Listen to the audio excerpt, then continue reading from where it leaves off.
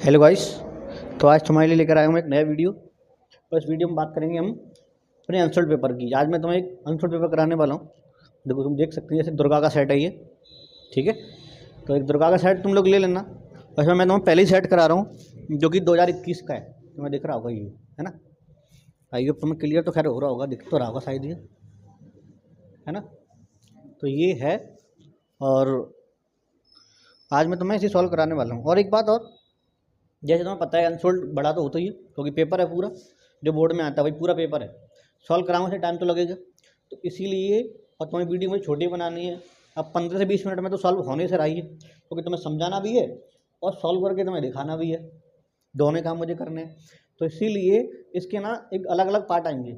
अगर तुम बोलोगे सर एक ही वीडियो में पूरा सॉल्व करा दूँ, तो फिर मैं तुम्हारे लिए एक लंबी वीडियो बना दूंगा और उसमें तुम्हारा पूरा एक ही में करा दिया करूँगा, ठीक है। कि अभी मैं तुम्हारे लिए शॉर्ट शॉर्ट छोटी छोटी वीडियो बना रहा हूँ, इसीलिए इसके हो सकता है कि 2 से 3 पार्ट बन जाए, ठीक है। तो अब इसमें मैं तुम्हें सॉल्व कराने वाला हूँ, ठीक है।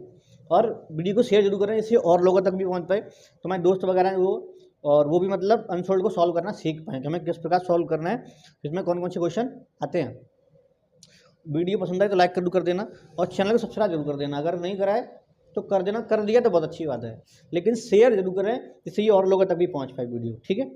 तो देखो, अभी मेरे पास ये पूरा सेट है। इस समय तुम्हें ऑब्जेक्टिव नहीं करवा रहा हूँ, क्योंकि ऑब्जेक्टिव में ऑलरेडी पहले से होते हैं, वो तुम खुद ही कर लोगे। नए या अगर फिर भी नहीं आए तो मुझे बता देना, मैं तुम्हें उन्हें भी करवा दूंगा। तो फिलहाल मैं इसका क्वेश्चन नंबर 2 उठा रहा हूँ यहाँ से, जो कि लघु वाले क्वेश्चन में से आता है। तो आज का जो टॉपिक है वो क्या है, वो हमें पेपर सॉल्व कराना है, ठीक है। ये सेट जो है वो 2021 का है, 2021 का सेट है ये, ठीक है, जो कि पहले ही सेट है। तो इसमें जो पहला क्वेश्चन है वो ये है कि ताप बढ़ाने पर गैसों की द्रवों में विलयशीलता में हमेशा कमी आने की प्रवृत्ति क्यों होती है।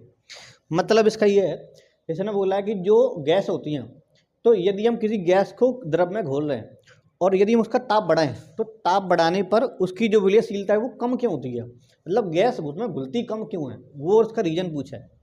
देखो, मानो मेरे पास ये पानी है और ये कोई लिक्विड है पानी वाला लिक्विड ही हो गया। एक बर्तन में मैंने पानी डाल रखा है, इसमें जब हम कोई गैस घोल रहे हैं तो घुलेगी। कुछ गैस ऐसी होती हैं जो कि आसानी से घुल जाती हैं, और कुछ गैस ऐसी होती हैं जो बहुत दिक्कत करती है, मतलब घुलती हैं ना के बराबर ही घुलती हैं। अब वो चाहे कोई सी भी गैस हो, चाहे आसानी से घुल रही हो तब भी और नहीं घुल रही हो तब भी, अगर तुम उसका हीट बढ़ाओगे तो जो गैस है ना वो बाहर निकल के भाग जाएंगी, मतलब इसमें घुलेंगी कब। जैसे कि कोल्ड ड्रिंक की बोतल है, कोल्ड ड्रिंक की जो बोतल होती है, कभी देखना उसका ढक्कन जब खोलते हैं ना, तो ढक्कन खोलते उसमें से एकदम प्रेशर निकलता है, मतलब हवा से निकलती है, देखा हो, नोटिस करा होगा, एकदम आवाज़ आती है सुर। तो वो जो बोतल है वो 5 एटीएम दाब पे सील होती है, उसके अंदर कार्बन डाइऑक्साइड गैस उसके अंदर भरी होती है अच्छी खासी मात्रा में। अच्छा, जब हम उसका ढक्कन जब खोलते हैं तो प्रेशर उसका कम होता है, क्योंकि बाहर का जो वायुमंडल है उसका दाब तो 1 एटीएम होता है, तो जब खोलेंगे तो गैस निकलेगी बाहर। तो यही चीज़ है। अब ऐसे ही अगर कोई गैस हमने घोल रखी है ऑलरेडी पहले से, उससे अगर तुम गर्म करोगे ना तो उसमें जो गैस वो बाहर निकलती है, वो क्यों निकलती है वो उसने पूछा है। तो लघु का अति लघु बोल सकते हैं इसे, अति लघु। अति लघु का क्वेश्चन नंबर पहला है इसका। तो इसका आंसर मैं लिख रहा हूँ डायरेक्ट, क्योंकि मैं क्वेश्चन नहीं लिखूंगा फिर तो वीडियो बहुत ज़्यादा लंबी हो जाएगी। तो इसमें लिख रहा हूँ, देखो, क्योंकि क्योंकि गैसों में गैसों में गैसों के कलीन है ना, गैसों के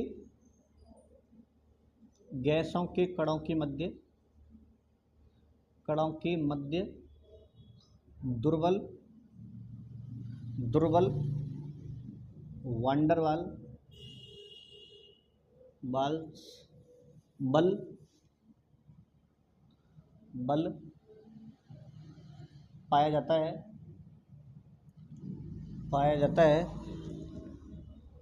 जाता है और जब गैसों के कणों को ताप मिलता है अर्थात द्रव को द्रव को गर्म किया जाता है, गर्म किया जाता है तो बल टूट जाता है, इसलिए टूट जाता है और गैस के कण बाहर निकल जाते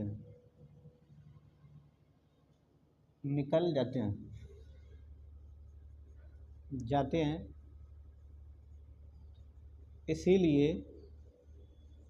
इसीलिए गैसों की विलयता ताप बढ़ाने पर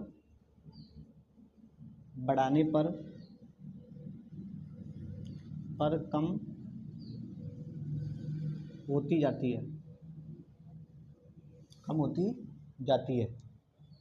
आइए तुम क्लियर हो गया होगा ये, क्योंकि जब हम क्या कर रहे हैं, क्योंकि गैस है उसे गर्म करेंगे तो उनके बीच में पहले से ही दुर्बल बंध पाया जाता है। उसे गर्म करोगे तो उसके बॉन्ड जो टूटेंगे तो गैस बाहर निकल जाएगी, इसीलिए वो कम घुल रहे हैं उसमें।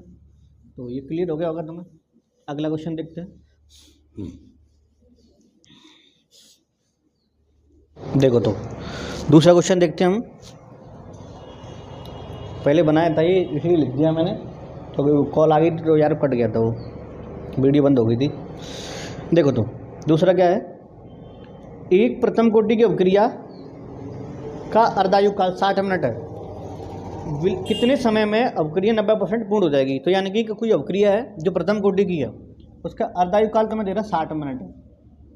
90% यानी कि एक्स बराबर तुमसे बोला 90%, टी तुमसे पूछा है उसने कि कितने समय में पूर्ण हो जाएगी, यानी कि अभिक्रिया जो है वो 50% यानी कि आधी अर्धायु काल वो हो रही कितने 60 मिनट में हो रही है ना। हाँ 60 मिनट में हो रही है।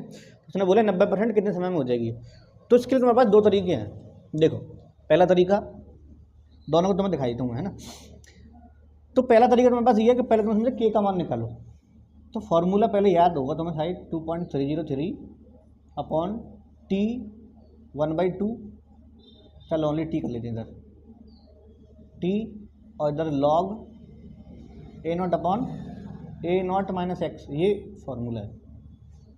ठीक है, यहाँ से हमें टी का मान निकालना है। अब देखो यहाँ पे दो तरीके क्या हैं। देखो दो तरीके ये हैं कि तुम्हें एक तो ये टाइम तुम्हें दे रहा ऑलरेडी पहले से 60 मिनट, तो यहाँ से तुम के का मान निकाल लो। इसमें जो ए का मान मानेंगे हम 100 मानेंगे।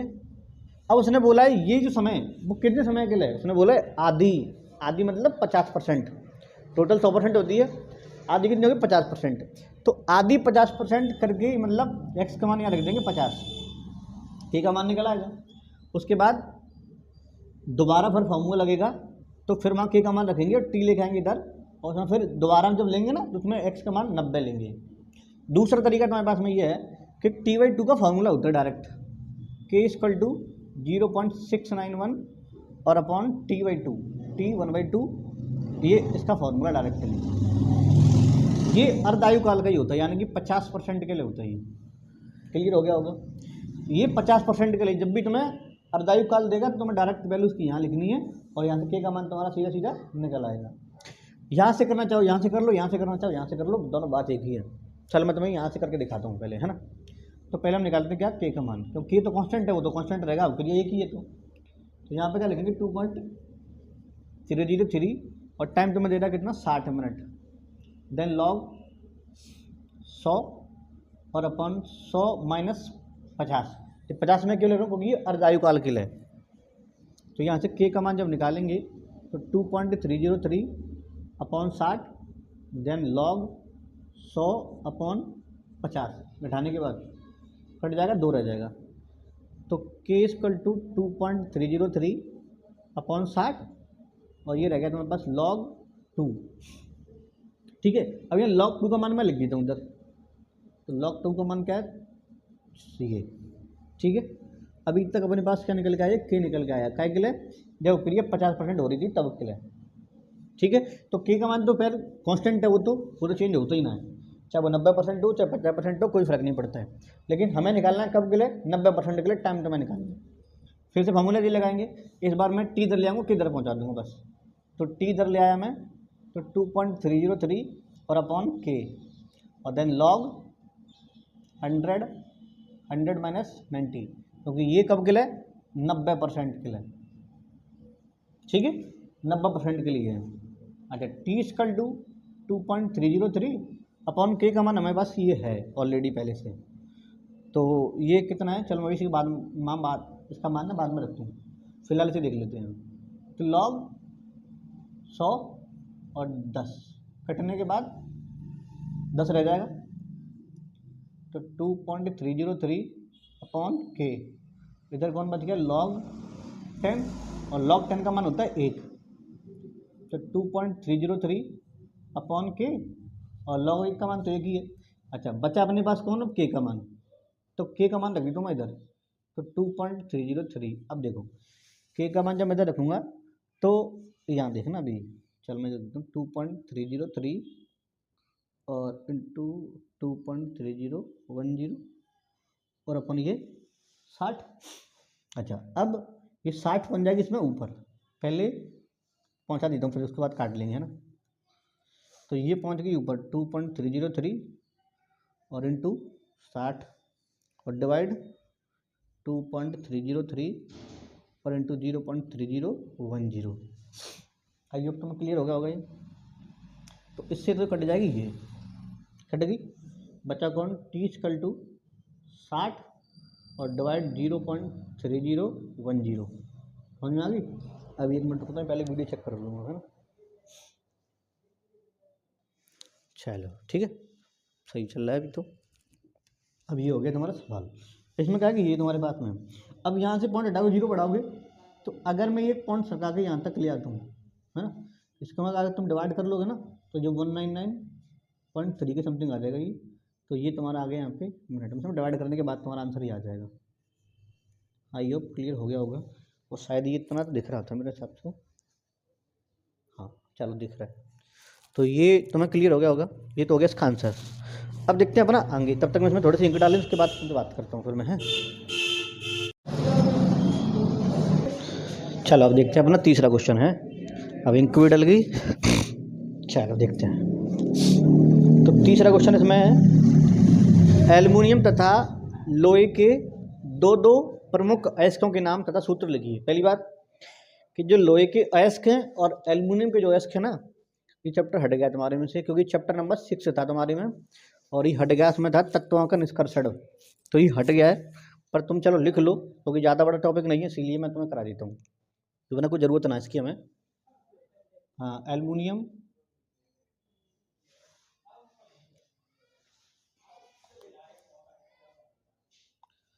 एल्युमिनियम के दो अयस्क है ना, तो पहला अयस्क इसका कौन, बॉक्साइड,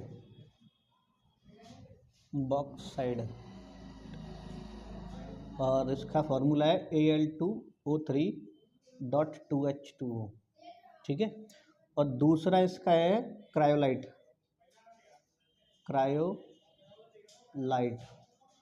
इसका फॉर्मूला Na3AlF6, ठीक है। और लोहे के यानी कि लोहा आयरन, तो इसका है 2, पहला कौन सा है मैग्नेटाइट,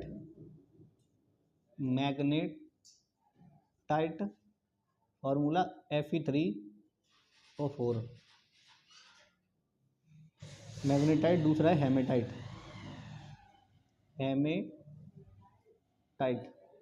और इसका फॉर्मूला है Fe2O3।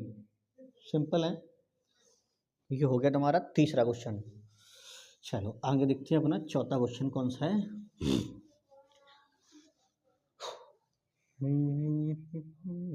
वो तीसरा नहीं, मतलब दूसरे का ग था, सॉरी, वो दूसरे का ग था, ठीक है। अब दूसरे का घ, घड़ी वाला, दूसरे का घ, तो इसमें बोला है सीरियम परमाणु क्रमांक 58, सीरियम परमाणु क्रमांक 58 की +3 और +4 ऑक्सीकरण अवस्थाएं स्थायी क्यों होती हैं, ठीक है। तो देखो क्या करेंगे इसमें, सीरियम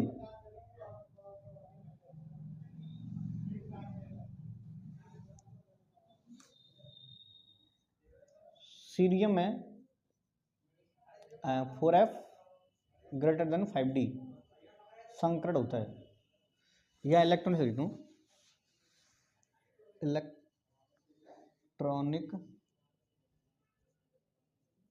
विन्यास होता है अर्थात दो इलेक्ट्रॉन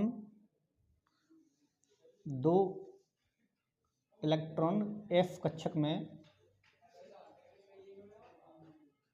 में होते हैं और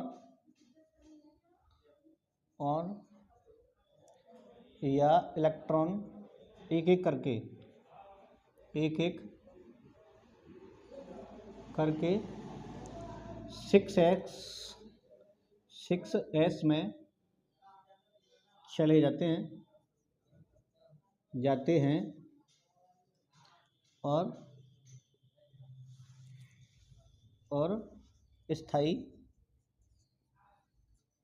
स्थायी तत्व बनाते हैं।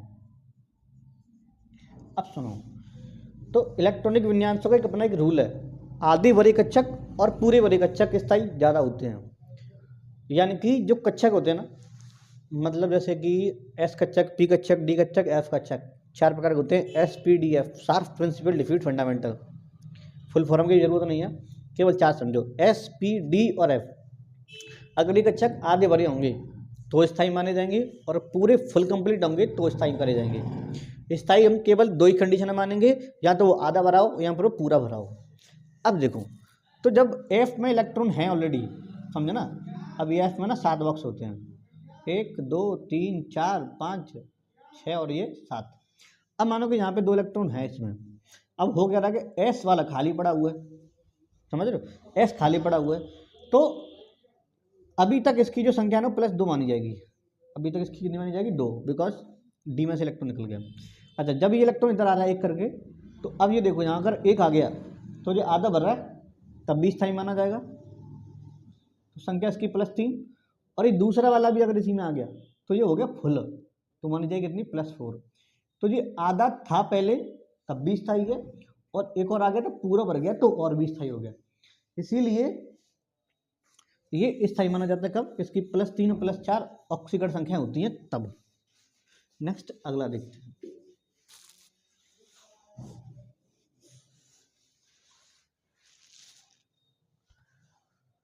अगले में निम्नलिखित रासायनिक अभिक्रियाओं को पूर्ण कीजिए। तो निम्नलिखित रासायनिक अभिक्रियाओं ने पूर्ण करना है। जो अभिक्रियाएं जो हैं उसने बोला है, ये तीसरे क्वेश्चन है। तो CH3 CH2 देन Cl और Br, अरे गलत कर दिया था मैंने, यहाँ Cl नहीं है, CH है इधर, CH। Okay, CH3 CH2 CH, उसके बाद Br, इसमें से अच्छा थोड़ा मिटा हुआ है इसीलिए मुझे लगा। और यहाँ कौन है? KOH, जो कि एक्वस फॉर्म यानी कि जलीय अवस्था में है। बोला सुनिए, यहाँ पे A बनेगा, तो जब A को हम गर्म कर देंगे तो बनेगा B। अब बताना है A कौन है और B कौन है, ये बताना है हमें। तो देखो, फर्स्ट कंडीशन में क्या होगा इसमें कि जब CH3 CH2 CH और Br2 को जब गर्म करेंगे ना, तो फिलहाल तुम इसे ऐसे समझो कि यहाँ पे जो 2 Br हैं वो मैं तुम्हें कुछ ऐसे करके दिखा रहा हूँ। H तो पहले से है, ये एक Br और ये एक Br। जब अभिक्रिया कराएंगे हम KOH के साथ में, KOH के साथ में, तो K तो अभिक्रिया कर लेगा Br के साथ, ठीक है। ऐसे दूसरा KOH जो होगा वो भी अभिक्रिया कर लेगा इसके साथ में, यानी कि इसके साथ 2 KBr जो होंगे वो अभिक्रिया करेंगे, ठीक है। बचे कौन? OH आ जाएंगे इसके स्थान पर, तो ये बन जाएगा CH3 CH2 और देन C, और ये H पहले से है, यहाँ पे O और ये H, ठीक है। OH ऐसे आगे, यहाँ से निकल कौन गया? KBr। उसे हमें लिखने की जरूरत नहीं क्योंकि हमसे उसने A पूछा है तो हमने यहाँ बता दिया। तो ये हो गया इसका कौन? A। क्लियर? जब हम इसे गर्म करेंगे CH3 CH2 COH, यहाँ OH और यहाँ पे H, ये करेंगे हम गर्म, तब बनेगा अपना B। और B में क्या बनेगा? तो यहाँ से निकल जाएगा जल, जब हम इसे गर्म कर देंगे तो। तो बन जाएगा CH3 CH2 देन CHO, ये बन गया इसका एल्डिहाइड, इसे बोलेंगे हम इसका B। आई होप तुम्हें आंसर मिल गया होगा, समझ में भी आ गया होगा। चलो आगे देखते हैं।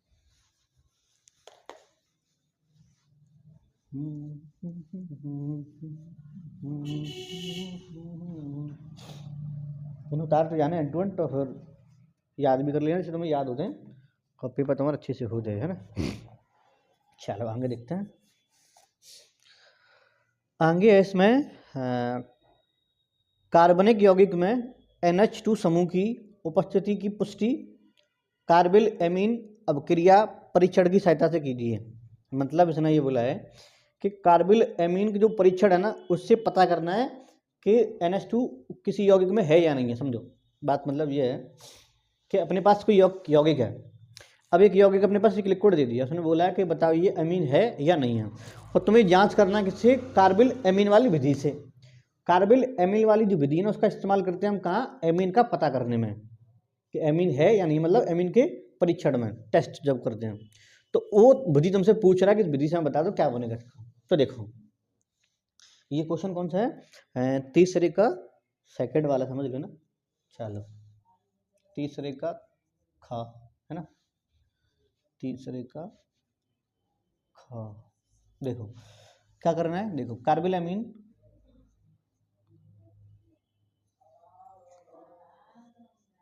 कार्बिल एमीन, कार्बिल एमीन परीक्षण से, कार्बिल एमीन परीक्षण से प्राथमिक एमीन, यहाँ पर ऐसे बोलते हैं, कार्बिल एमीन परीक्षण से एरोमेटिक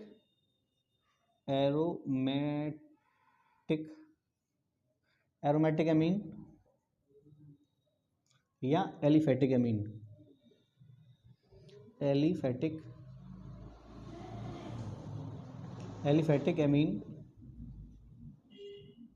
एमीन का परीक्षण किया जाता है इस विधि में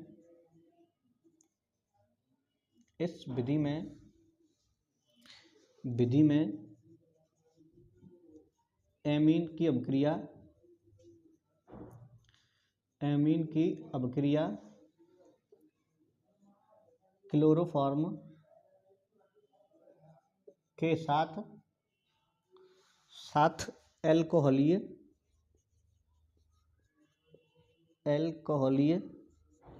KOH की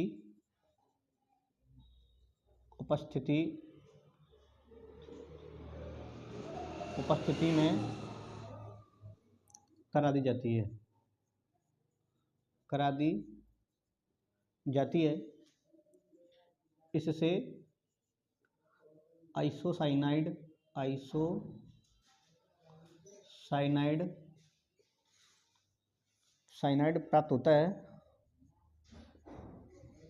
प्राप्त हो जाता है जो कि अरुचिकर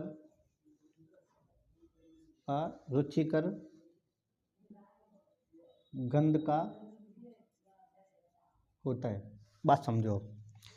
तो कार्बिल एमीन परीक्षण से क्या करते हैं हम, एरोमेटिक या फिर एलिफेटिक। अब एरोमेटिक और एलिफेटिक में क्या डिफरेंस है, एरोमेटिक बोलेंगे उनको जिसकी रिंग बनी है, बेंजीन होनी चाहिए, और एरोमेटिक बोलेंगे उनको जिनकी श्रृंखला खुली होती है, का परीक्षण किया जाता है।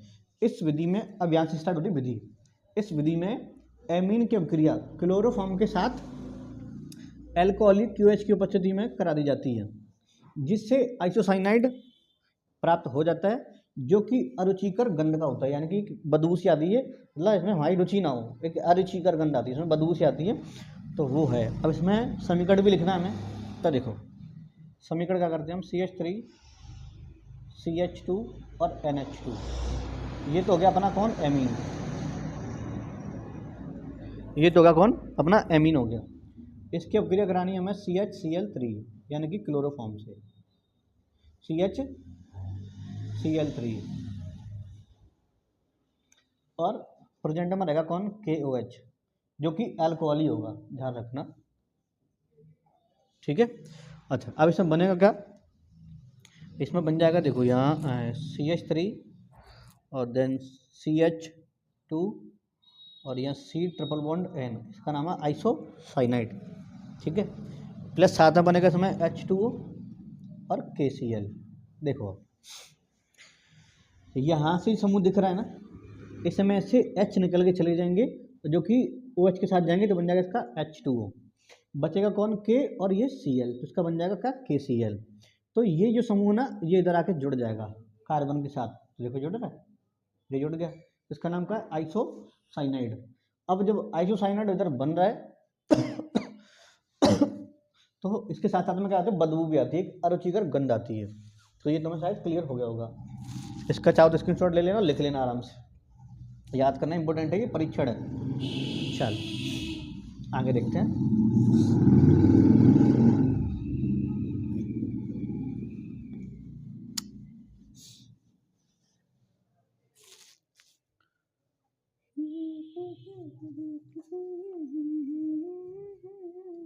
चलो देखते हैं।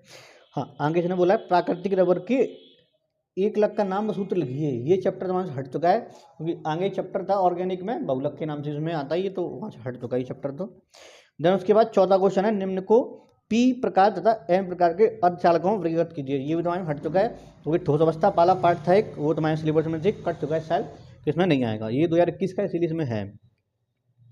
देन चौथे का खारड़ सहित स्पष्ट कीजिए जिंक तनु, ये भी तुम्हारे से हट गया, बिकॉज ये भी P ब्लॉक वाले चैप्टर का, तो ये हट चुका है यहाँ से।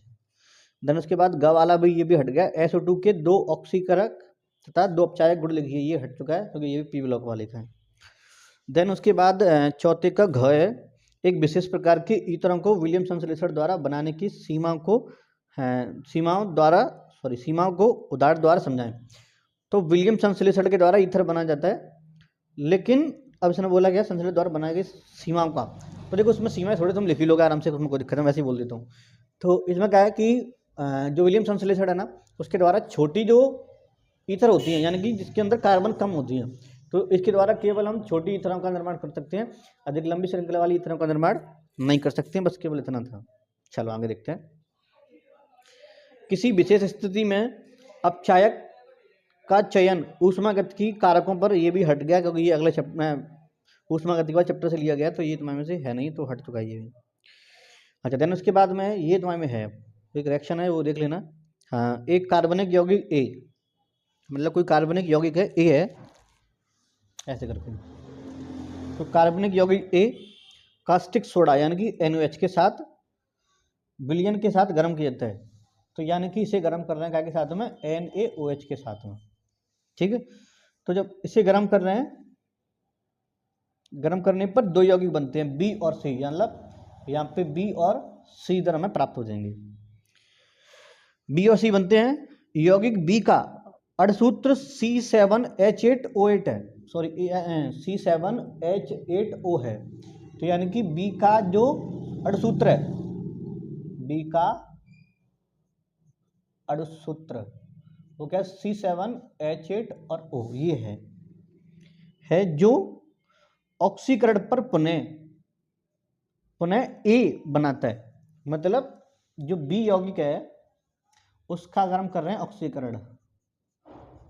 ऑक्सीकरण, तो दोबारा उसका बन जाएगा क्या, A, पुनः A बनता है यौगिक C सोडा लाइम के साथ, यानी C जो बना है ना, यौगिक C सोडा लाइम यानी कि CaO, सोडा लाइम के साथ गर्म करने पर बेंजीन देता है, तो ये क्या दे रहा है, C6H6 है, बेंजीन देता है।